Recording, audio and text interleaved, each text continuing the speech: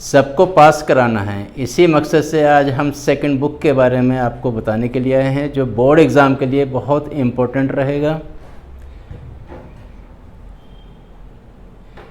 Volume 2 NCERT। यहाँ पर आपके एक टॉपिक रहता है haloalkanes haloarenes, weightage आता है 6 मार्क्स का। सेकंड है alcohol phenol and ethers, weightage again 6 marks. And third topic is aldehyde ketones and carboxylic acid, weightage 8 marks. Amines, weightage 6 marks. And biomolecules, weightage 7 marks.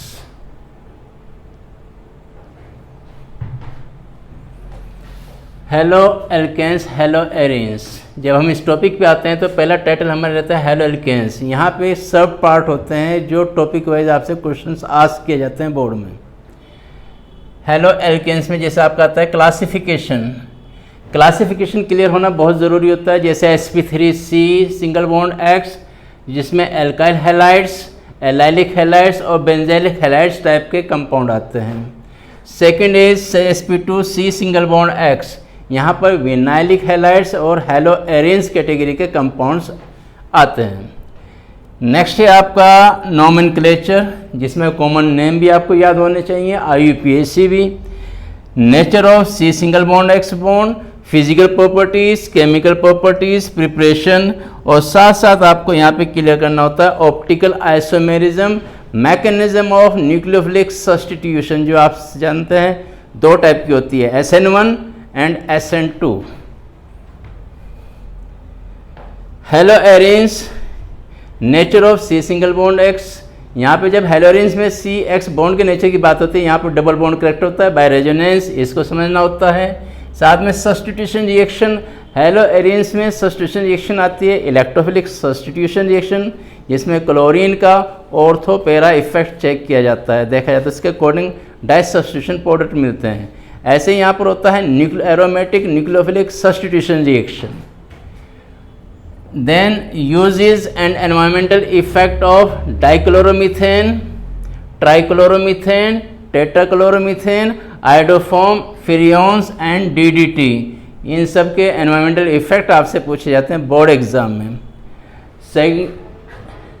Next topic रहता है alcohol phenols and ethers, जिसका weightage 6 marks का है। जैसे alkene से 6 marks था, ये भी 6 मार्क्स का होता है।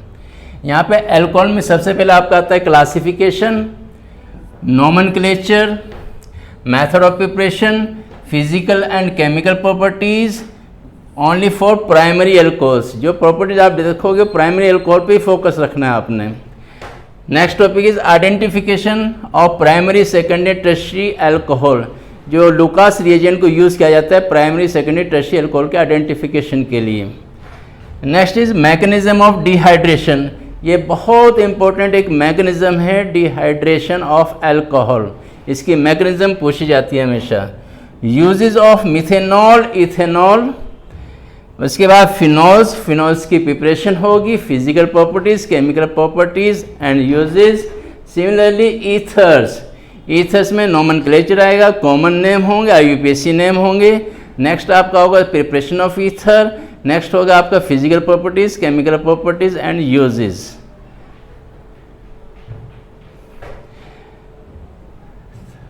Aldehyde ketones and carboxylic acid, weightage यहाँ पर 8 मार्क्स का होता है। ये एक सबसे सेकंड बुक का मैक्सिमम वेटेज वाला चैप्टर।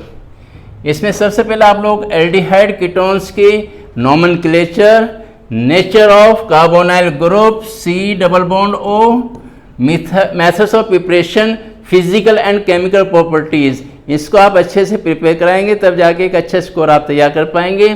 नेक्स्ट है आपका reactivity of alpha hydrogen in aldehyde and uses, साथ में यहाँ मैकेनिज्म भी होती है न्यूक्लियोफिलिक एडिशन रिएक्शन। उसके बाद आता है कार्बोक्सिलिक एसिड। कार्बोक्सिलिक एसिड में नोमेनक्लेचर होगा, उसका एसिडिक स्ट्रेंथ कैसे चेक की जाती है, मेथड ऑफ प्रिपरेशन आएगा, केमिकल फिजिकल प्रॉपर्टीज और यूजेस आएगा।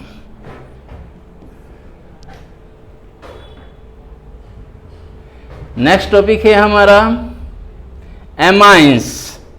Similarly, in amines, nomenclature, classification, structure, method of preparation, physical and chemical properties, uses, इस पे क्वेश्चंस बनते हैं।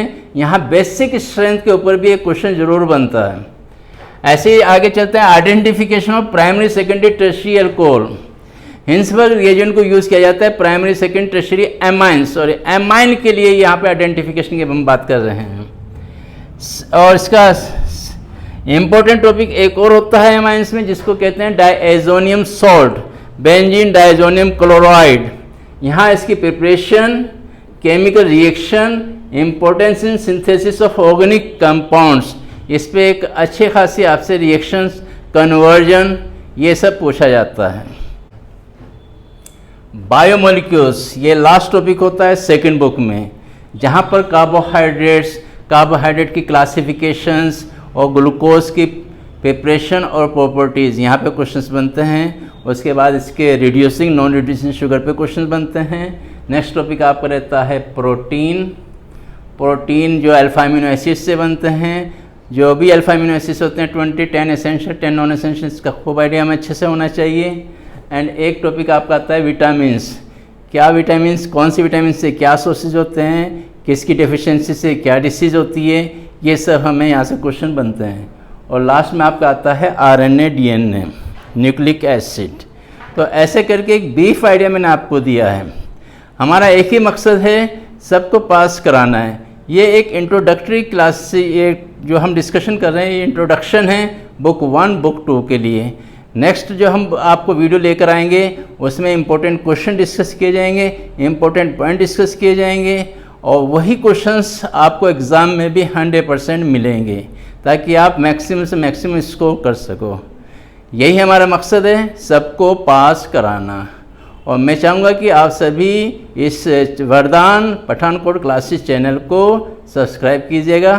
Thank you.